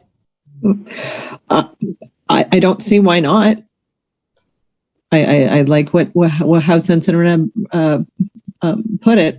Let's be the change we want. Yeah, I'm all for asking for forgiveness later in this scenario. So, anybody want to make a motion to also write the federal ministry, whoever that might be? I see Carolyn nodding. Was that a yes? You want to make a motion, Carolyn? Yeah, excellent. Seconders? Censor and M? All in favor? All right, so motion passed. We're going big or going home here. That's what I like. Okay, we are quickly running out of time. This has been a great great discussion period overall. Moving on from, our sort of open discussion period, it kind of flowed through into the correspondence that came up. So I think that's excellent. Let's move on now to community concerns. Does anybody have any community concerns that they want to bring forward this month? No? I have one, and interestingly enough, it was brought up by a student who was concerned about what they were seeing with respect to support for students in the grade 9 math de-streaming, and ensuring that students who are struggling in that de-stream math, that the interventions happen sort of automatically and quickly, because especially this semester right now being a quadmester, that some students may be feeling like they're kind of lost or floating around in an area, and that, I've sort of said this I don't know if in this scenario, but the many times, where integration without supports is abandonment, right? And if we see a student who's in the de-streamed program, is in de-stream programming, who is not making a passing grade, what systems are being put in place, being triggered to immediately get that student help before they feel like they're giving up? Because I know, especially in high school, in that first grade 9 year, if they lose their confidence, it's hard to get it back.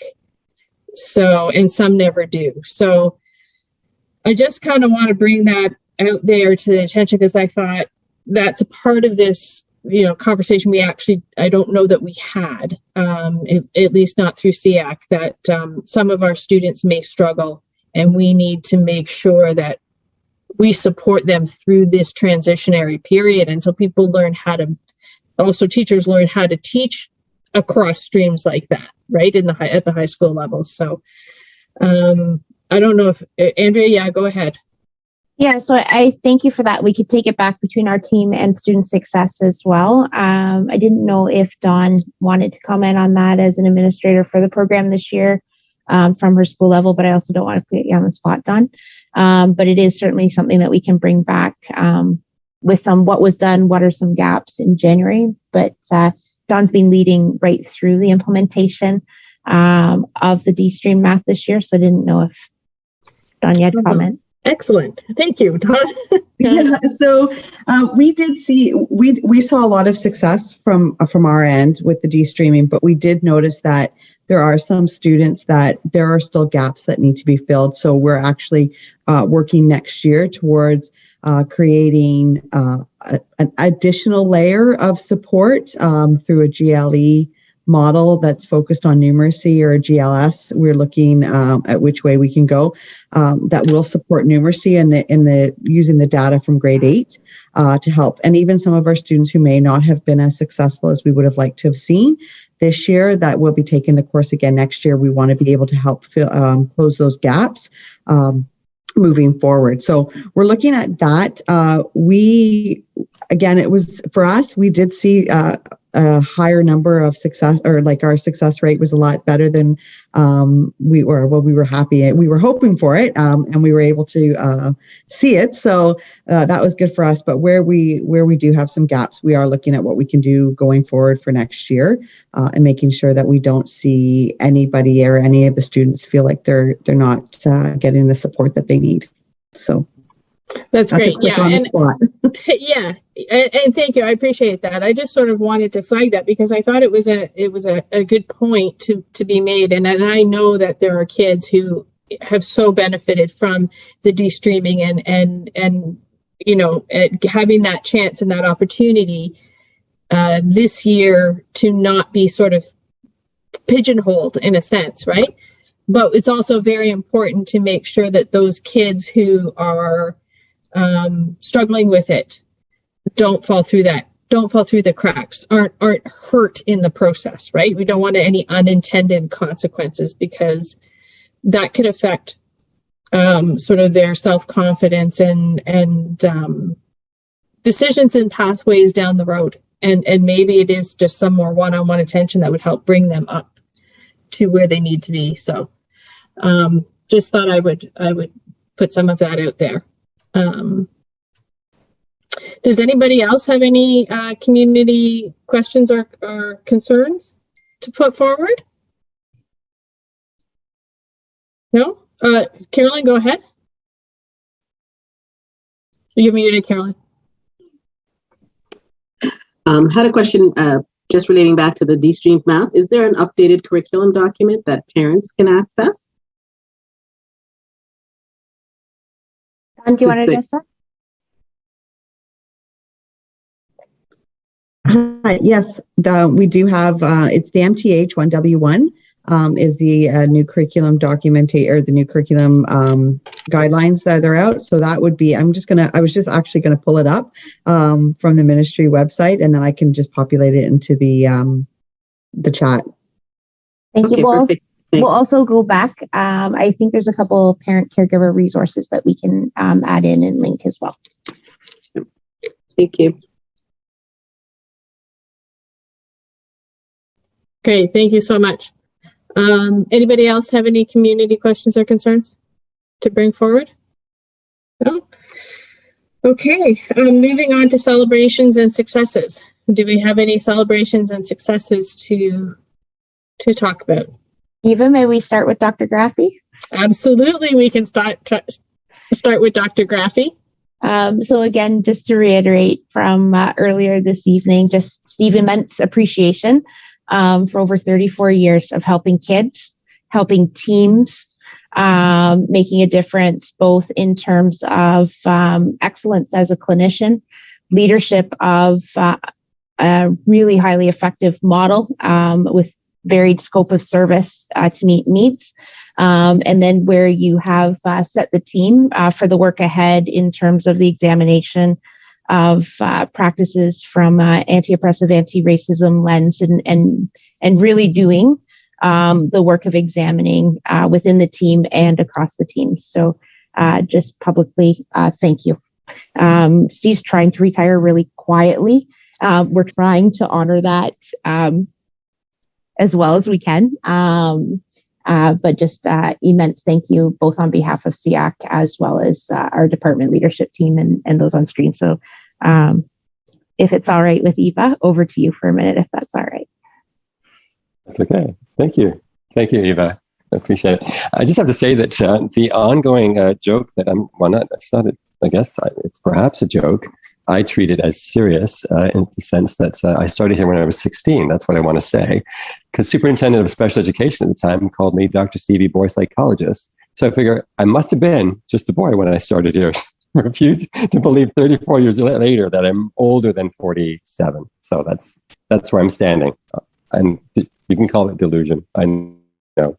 So anyways, I wanted to say it's been an honor and a privilege to serve the students and families of the Ddsb for the last over 30 years. And it's been a point of, some satisfaction. You folks have been very patient with our service model in the sense that it's been very diversified, as Andrea said. But weirdly enough, it is the model that is now espoused by the provincial associations as what should be a template for psychological services in all boards in Ontario, because it's psychology as applied to schools, and it's in support of a whole range of students with different types of needs. So it's been a great run, and I've enjoyed every part of it. And also basically want to thank you as a committee for representing the interests of DDSB students and families, giving me the opportunity to be of service in the best way possible. I want to thank Andrea in particular for her leadership, guidance, support, and respect that she's shown to our team, our service model. And she's been supportive of that. It could have went in a different direction. So I just think that we want to be thankful of that. And again, I want to thank this committee for representing the interests and the times that I've come here. This has been a very vigorous conversation. I've really appreciated, enjoyed. I know that when I've come here, you've been very gracious in having me attend and keeping me on my toes in terms of the things that we need to do in psychological services. So I just want to say thank you. That's all I want to do. Thank you very much. And on behalf of SEAC, we really appreciate all that you've done for the students in our board. I've heard your name mentioned by many parents around the system in high regard. So that says a lot. And just so you know, for your quiet retirement, apparently our meetings go viral. So I don't know if that's going to stay quiet too long. Thank you so much. Does anybody else have any celebrations or successes they'd like to put forward? Even just to let SEAC know, we were engaged in the interview process over the last few weeks, including interviews today for Steve's successor. And so we will have an announcement in the new year on that behalf of who will take the team into the next phase of the work in serving kids. Yeah. Well, thank you, Andrea. That's good to know. They'll have big shoes to fill, that's for sure. Great. Thank you. Sorry, any other celebrations and successes? Well, interestingly enough, I have one, and it's actually funny enough in the theme of what we're talking about here.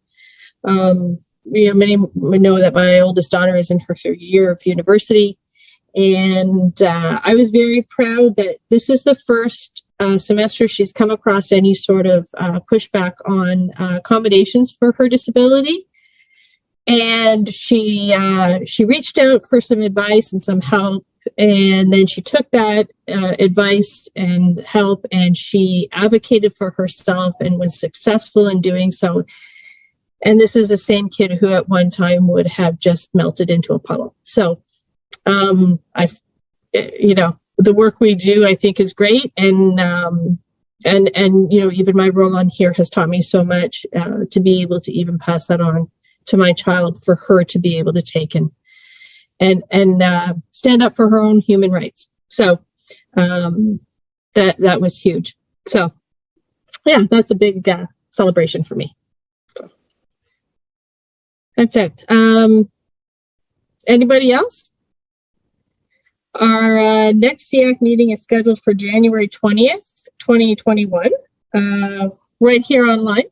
Did we have a motion to adjourn?